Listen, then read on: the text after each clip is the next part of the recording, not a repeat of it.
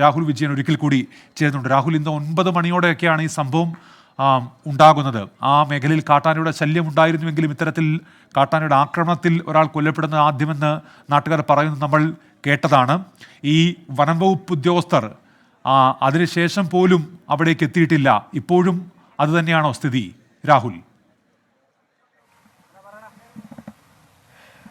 വനം വകുപ്പ് ഉദ്യോഗസ്ഥർ ഈ സ്ഥലത്തേക്കെന്നല്ല, ഈ ഫോറസ്റ്റ് ഓഫീസ് ഉണ്ട്, ആ പരിസരത്ത് പോലും അവരെ കാണാനില്ല എന്നുള്ളതാണ് നമുക്ക് നോക്കുമ്പോൾ പോലും മനസ്സിലാകുന്നത്.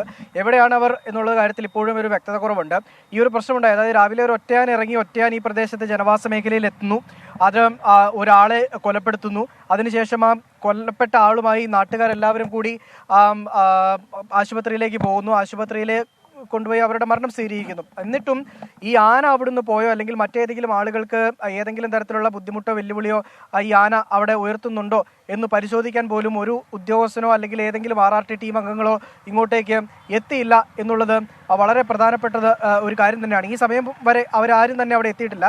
അടിമാലിയിലുള്ള പോലീസ് ഉദ്യോഗസ്ഥർ ഇവിടെ എത്തി, അതായത് 40 കിലോമീറ്റർ അകലെയുള്ള പോലീസ് ഉദ്യോഗസ്ഥർ ഈ സ്ഥലത്തെത്തി പരിശോധന നടത്തി അവരുടെ കൃത്യമായിട്ടുള്ള നടപടികൾ പൂർത്തീകരിക്കുകയും ചെയ്തു. എന്നിട്ടും ഈ വനം വകുപ്പ് ഉദ്യോഗസ്ഥർ എവിടെയായിരുന്നു എന്നുള്ളൊരു വളരെ പ്രധാനപ്പെട്ട ഒരു കാര്യമുണ്ട്. ഇവിടെ നാട്ടുകാരുണ്ട്, ഇവരൊക്കെ വലിയ തരത്തിലുള്ള പ്രതിഷേധത്തിലാണ്.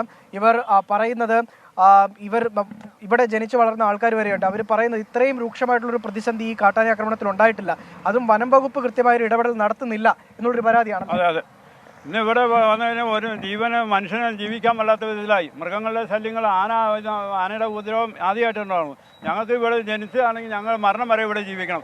ഉദ്യോഗസ്ഥന്മാരെ വെറുതെ ശമ്പളം മേടിക്കുകയാണ്. ഇതിന് തീരുമാനമുണ്ടാക്കാതെ സർക്കാർ ഇതിന് ശമ്പളം മേടിച്ചാൽ ഇതിന് ഈ നാട്ടുകാർക്ക് വേണ്ടി ഒരു സഹായം ചെയ്ത് ഇതിന് തീരുമാനം ഉണ്ടാക്കാതെ പാടില്ല.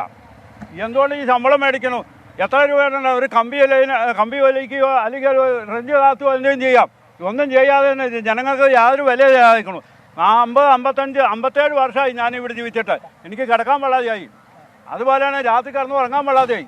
അതിനൊരു തീരുമാനമെടുക്കാതെ ഈ ഉദ്യോഗസ്ഥന്മാർ, ഈ മന്ത്രിമാർ പറ്റന്നെ, മന്ത്രിമാർ തന്നെ തീരുമാനം എടുക്കട്ടെ. ഇന്ന് വരെ ഇതൊരു മനുഷ്യജീവനാണ്. അതെ, ഇതുപോലെ വലിയ തരത്തിലുള്ള പ്രതിഷേധം ഇവിടെ ഉണ്ട് എന്നുള്ളതാണ് ഏറ്റവും പ്രധാനപ്പെട്ട കാര്യം. അതായത് ഇവിടെ ഫെൻസിംഗ് ഉണ്ട്, സോളാർ ഫെൻസിങ് ഈ വനാതിർത്തിയിൽ സ്ഥാപിച്ചിട്ടുണ്ട്. പക്ഷേ ആ ഫെൻസിംഗ് ഒന്നും വർക്കിംഗ് അല്ല. അത് മറികടന്ന ആനകൾക്ക് സുഖമായിട്ട് നാട്ടിലേക്ക് ഇറങ്ങാം, ജനവാസ മേഖലയിലേക്ക് ഇറങ്ങാം. ശരി രാഹുൽ, ഏതായാലും വലിയ പ്രതിഷേധത്തിലാണ് ജനങ്ങൾ അവിടെയും ഉള്ളത് എന്നുള്ളതാണ്. രാഹുൽ വിജയനാണ് വിവരങ്ങൾ നൽകിക്കൊണ്ടിരിക്കുന്നത്. നമ്മൾ വാർത്തകളിലേക്ക് തിരികെ എത്തും ചെറിയൊരു ഇടവേളയ്ക്ക് ശേഷം.